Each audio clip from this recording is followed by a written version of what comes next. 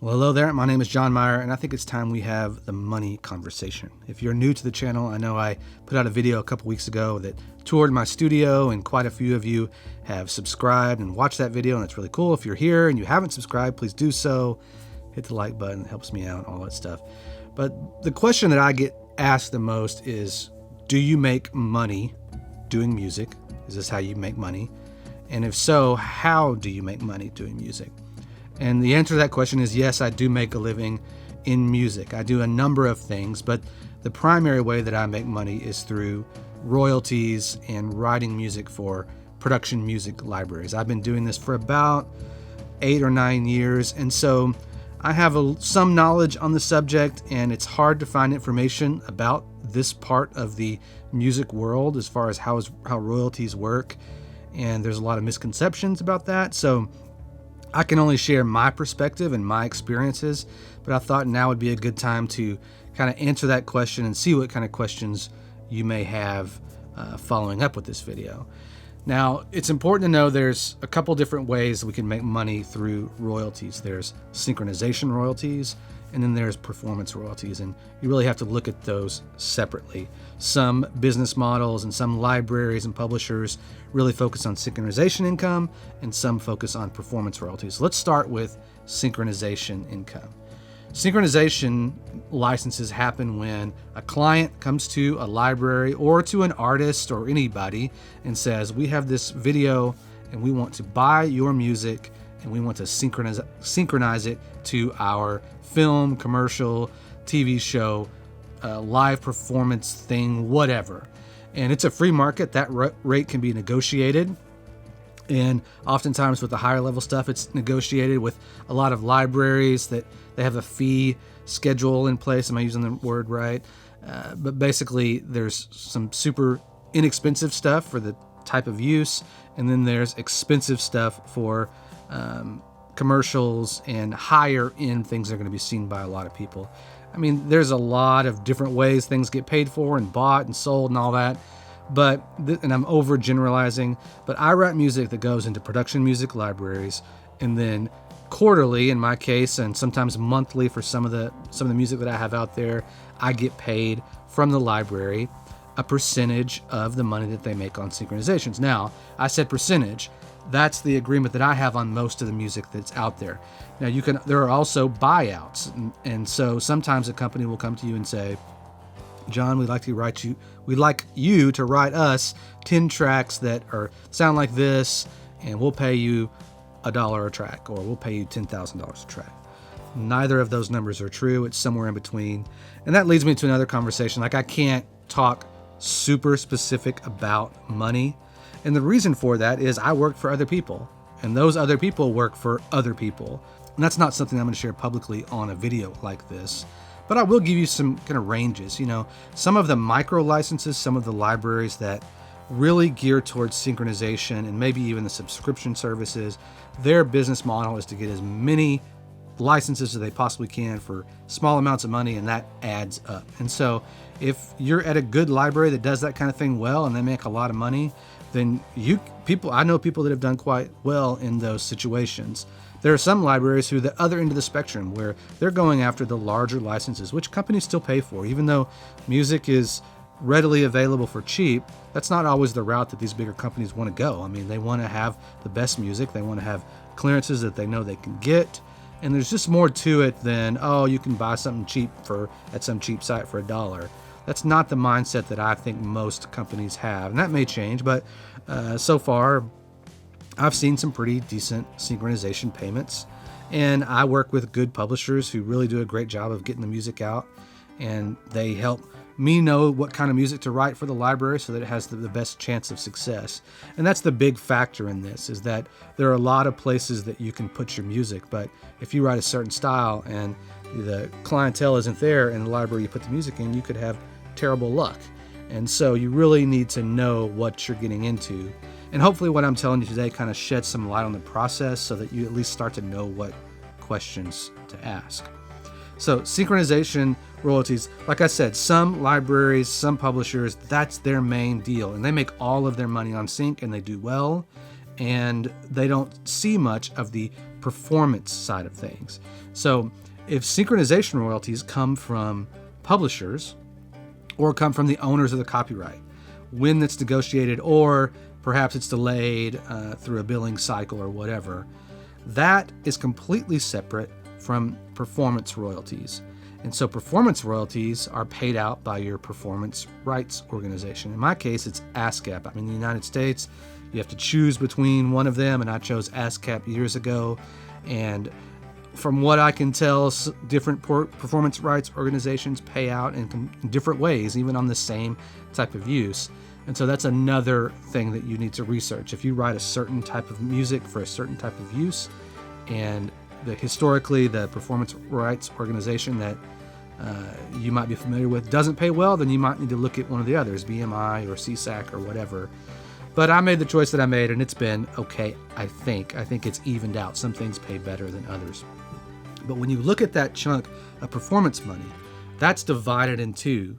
The publisher gets half, whoever owns the copyright, and then you have the composer's share, which every piece of music that I've written, I still own 100% of the composer's share. There have been tracks that I've co-written, so I split the sync possibly, or I split the composer's share with the writer that I wrote with, but most of the time I own 100% of that composer share. This isn't really a video to talk about all the different struggles that we have with our rights. There are other videos out there for that. I'm just trying to explain to you how I get paid. But for every dollar that's made in performance, and that money doesn't come from the library or whatever, that comes from the broadcasters who pay into the performance rights associations. So ABC to TNT, ESPN, or I think ESPN, they all pay into this massive pool of money. And as our music gets played, these people who are in a room somewhere making all these decisions decide what our piece of music used in a certain piece of television or whatever is worth paying out. It's important to note that whereas a lot of my music get synchronization licenses, over time they get used in some different ways, only a small percentage of my music makes it to broadcast, but it makes up for a good chunk of my income because those things can pay quite well. By far my best paying track was in an infomercial, and it played for about 6 years in the middle of the night all over the world, and it made me a pretty significant amount of money over time. And so although the amount of money I'm making from, or the amount of licenses I get, or the amount of plays I get, streams, whatever, is lower than my synchronization licenses, the money has somewhat evened out. Now, just like I said, there are synchronization companies that really focus on that. There are some companies that do a great job of knowing that the music doesn't do all that well in sync, but it does well in performance royalties. A lot of TV stuff, sync money's kind of hard to come by these days, but the performance royalties can be significant, especially if you get a show that runs a lot. Now, performance royalties, I also get two checks. One is domestic and one is international, and they both come quarterly. And international is from the relationships that my publishers have set up with publishers all over the world. And so they do a good job of selling music to their clients in their territory, and that money makes it back over in the form of synchronization payments through the library, but it also gets broadcast on networks and channels, whatever, all over the world. And I see a pretty good amount of money from different territories, the Netherlands and the UK, and so that's really cool. And you can go track down the music sometimes as it gets used. And I found things that, sometimes there's music that I've written in certain parts that do better in certain parts of the world than others. And it's made me kind of focus on writing that material when I know that for my friends over in the UK, a lot of my stuff gets used on the BBC. So you've probably heard it at some point, hopefully. A lot of times the music we make gets buried. There's one point where one track that's made a lot of money for me, you can't even hear it, but it's where this guy lifts up his shirt and shakes his belly. It's a weight loss infomercial. And so you get a lot of that kind of thing. And sometimes the stuff that I'm really proud of doesn't make a lot of money. And sometimes the stuff that is just buried or whatever can do quite well.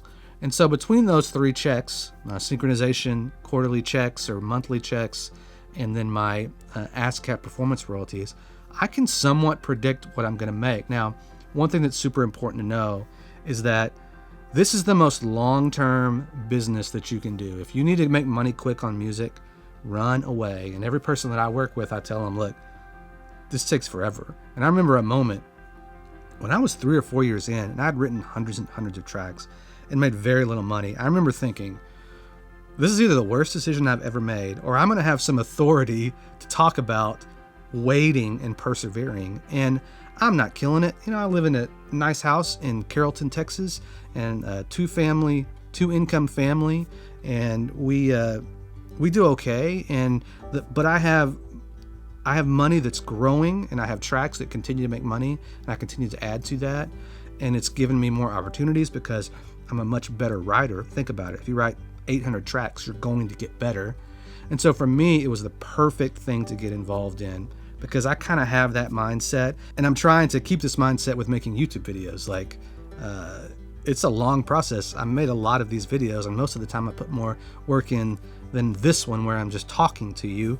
But from what I hear, the people that have had success just kind of stay at it, and I'm built that way, and I'm fine with it. And I would much rather invest my time and energy in something. You know, it's kind of like stocks, and I don't know much about the stock market, but I know it takes a long time for compound interest and those kind of things to set in.